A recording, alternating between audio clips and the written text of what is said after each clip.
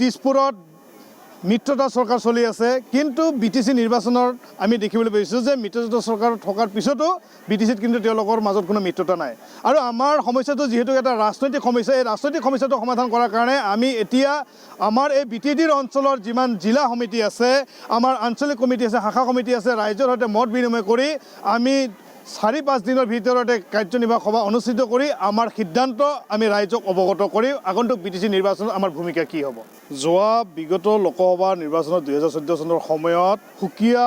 ৰাজ্য গঠন কৰাৰ ক্ষেত্ৰত নৰেন্দ্ৰ মোদীৰ নেতৃত্বাধীন চৰকাৰখনে প্ৰতিশ্ৰুতি প্ৰদান কৰিছিলে আৰু প্ৰতিশ্ৰুতি প্ৰদান কৰি শেহতীয়াভাৱে 2017 চনৰ 24 এপ্ৰিল তাৰিখে কমতাপুৰ ৰাজ্য গঠন আৰু জনজাতিকৰণৰ সংক্ৰান্তক লৈ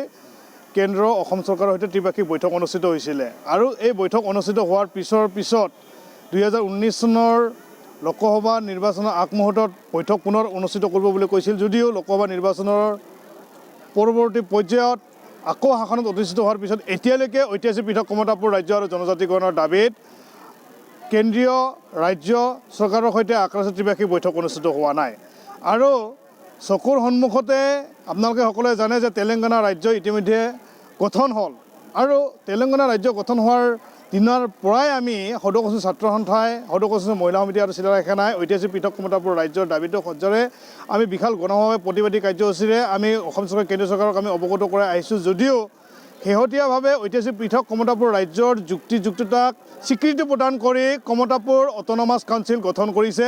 আৰু কচুংচীসকলক জনজাতিকৰণ কৰাৰ ক্ষেত্ৰত চূড়ান্ত পৰ্যায়ৰ যোৱা 9 অক্টোবৰ তাৰিখে আলোচনা অনুষ্ঠিত কৰি ইতিমধ্যে যোৱা 30 অক্টোবৰ তাৰিখে প্ৰতিবেদন দিল্লীলৈ প্ৰেৰণ কৰাৰ কথা আছিল, যদিও কিছু সময়ৰ প্ৰয়োজনীয়তা আছে বুলি কৈ এতিয়া আনুষ্ঠানিকতা বৈঠক সমাপ্ত কৰি অনানুষ্ঠানিকতা বৈঠকৰ প্ৰয়োজনীয়তা আছে বুলি কৈছিলে। আৰু যোৱাকালি আমি ডক্টৰ হিমন্ত বিশ্ব শৰ্মা ডাঙৰীয়াৰ সৈতে আলোচনাত অংশগ্ৰহণ কৰিছিলোঁ আৰু তেওঁক আমি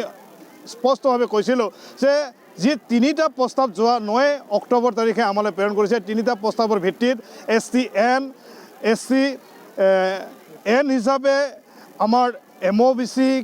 অবিভক্ত গোৱালপাৰা জিলাত থকা কচুংচীসকলক বাদ দি কচুংচীসকলক MOBC কাষ্টত আৰু বাহিৰত থকা কচুংচীসকলক STN হিচাপে আমি কৈছোঁ যে BTADৰ বাক্সা, ওদালগুৰি, চিৰাং, কোকৰাঝাৰ অন্তৰ্ভুক্ত কৰি ST প্লেনৰ মৰ্যাদা প্ৰদান কৰা আৰু STN হিচাপে বাকী জিলাবিলাককো অন্তৰ্ভুক্ত কৰাৰ কাৰণে যি তেওঁলোকে আমালৈ প্ৰস্তাৱ প্ৰেৰণ কৰিছে। আৰু পৰৱৰ্তী পৰ্যায়ত পশ্চিমবংগৰ কচুংচীসকল কিয় SC, আমি কিয় ST বিচাৰি আছোঁ, এই 3টা প্ৰস্তাৱৰ ওপৰত আমি ইতিমধ্যে অসম চৰকাৰৰ মন্ত্ৰীগোটৰ জনজাতিকৰণৰ মন্ত্ৰীগোটৰ অধ্যক্ষ ডক্টৰ হিমন্ত বিশ্ব শৰ্মা ডাঙৰীয়াক আৰু এই মন্ত্ৰীগোটৰ অধ্যক্ষ আহ্বায়ক আমাৰ মাননীয় চন্দন মোহন ডাঙৰীয়াৰ হাতত আমি অৰ্পণ কৰিছোঁ। অৰ্পণ কৰাৰ পিছত যোৱাকালি তেওঁলোকে অৱগত কৰিছে যে অচিৰে তেওঁলোকে প্ৰতিবেদনখন প্ৰেৰণ কৰিব। আমি দাবী উত্থাপন কৰিছোঁ আজিৰ এই গণসমাৱেশৰ জৰিয়তে আগন্তুক যি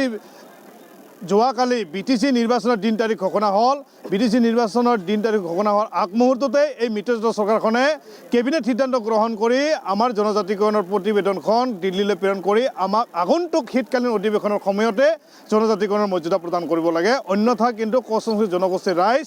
কেতিয়াও হাত সাৱটি বহি নাথাকে। নিজৰ প্ৰাপ্য অধিকাৰ কাঢ়ি অনাৰ কাৰণে আজি যেনেকৈ ধৰণৰ বিশাল গণসমাৱেশৰ আয়োজন কৰিছোঁ, পৰৱৰ্তী পৰ্যায়ত কিন্তু আমি বিশাল প্ৰতিবাদী কাৰ্যসূচী আমি ৰূপায়ণ কৰিবলৈ আমি বাধ্য হ'ম।